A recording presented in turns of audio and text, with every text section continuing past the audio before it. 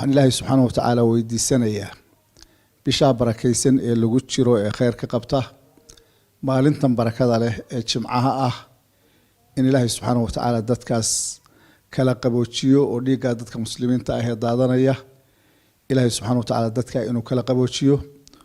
dadka ehelka ah ee walaalaha ah ee wada dhashay ee boogiyo wadanaha ah waxa isku hayaana ayaan jirin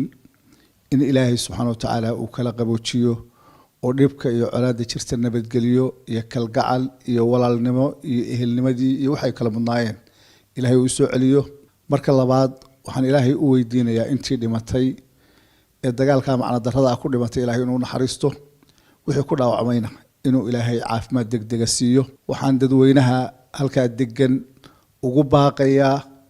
in ay isku tashadaan in ay ogaadaan dhiigga daadanaya iyo dadka muslimiinta ah islaynaya ee ehelka ah in aan wax faa'iido ah oo ay ka gaareen ayaan jirin waxaan xusuusinayaa xadiiska rasuulka sallallahu alayhi wa sallam ee lahaa haddii ay kulmaan oo labada qof ee muslimkii seefahooda isu qaataan alqaatilu walmaqtuulu fi nnaar qofka la dilay iyo ka wax dilay labaduba naartay gelayaan su-aasha rasuulka waxaa la weydiiyey rasuul allow garanay ka wax dilay laakiin ka la dilayna wuxuu ahaa buu leeyahay rasuulku sallallahu alayhi wasallam mid ku dadaalaya inuu saaxiibkii ama walaalkii dilo dadka islaamka ah xilliyada barakada leh xilliyada khayrka leh ee ay ahayd in lagu soo jeedo khayr iyo wanaag iyo kalgacal iyo dadka ehelka ah ee wada degan inay wax istaraan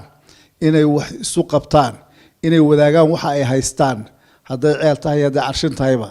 in maanta dhibaato la dhex dhigo oo dhibaato laga dhex abuuraa arrintaas waa arrin aada u xun waxaan ugu baaqayaa bulshada kale ee deegaanka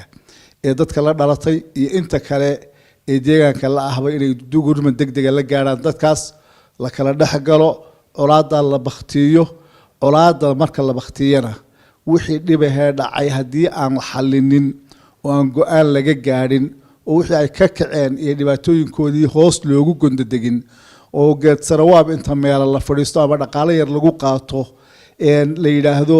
waxaanu fadhinay 3 bilood ama 4 bilood waxa waxay taraysaa ma jirto waxa la rabaa hawsha iyo juduurteeda iyo meesha ay ka timi in la xalliyo dadka waxaan ugu baaqayaa dagaalamaya ee dhalinyarada ah wax alla waxaad faa'iideysaan ma jirto if ya aakhiraba waad ku seegaysaan cid alla cid kasta oo idinku boorisa dagaalka iyo dhibkaana waa cid xumihiina ka shaqaynaysa waa cid dabargoyna ka shaqaynaysa waa cid inaad aakhirana seegtaan ifkana seegtaan cabdirasaaq khaliif axmed ayaa geesa kale ugu baaqay culimaa diinka waxgaradka aqoon-yahanka iyo badi labeenta gobolka sool inaysan u kala hadhin daminta colaadaasi sababtay dhimashada iyo dhaawaca dadka waxgaradka ah ee waayeelka ah ee garaadada ku jiraan ee cuqaasho ku jiraan ee culimada ku jirto ee dadka kale ee nin garboodka ah iyo aqoon-yahanku ku jiraan waxaan ugu baaqayaa arrinta iyada ah way soo noqotay waxa la isku hayo oo meesha yaalo oo weyn oo maanta la sheegana ma jiraan waa tala xumo waxa la isku dilayaa in arrinta iyada si degdeg ah loogu gurmado looga howlgalo la dhigo halka ay ku haboontay insha Allah taala ugu dambeyntii cabdirasaaq khaliif axmed ayaa dhaliishaya sababta dagaalkaasi ku sababeeyay gaabis ka yimi xagga xukuumadda Soomaaliland isagoo ugu baaqay inay si degdeg ah wax uga qabato colaadaasi xukuumadda waxaan ugu baaqayaa hawshan waxaan dareemayaa markii horeen in hagrasha dhacday maanta iyo shalay oo labadaba dhib dhacayna in gurmadkeeda iyo sida ay uga howlgashay aad u liiteen markii hore oo dadku isu soo hor fadhiisteen oo la wada hadlayna meesha ay wax ka dabceen ay ahayd runtii dowrkii xukuumadda oo aan ugu hambalyeynayna intii hore intay ka qabteen laakiin arrimihii dambe ee lagu ballamay ee fulinta u baahnaa ay ka gaabiyeen oo waxyaabo kale oo macna badan aan lahayn ay kaga mashquuleen waa xil saaran xukuumadda amniga bulshada iyo noloshoodaba inay ilaaliso oo ay ka howlgasho xamse cabdiraxmaan axmed Som News TV Hargeysa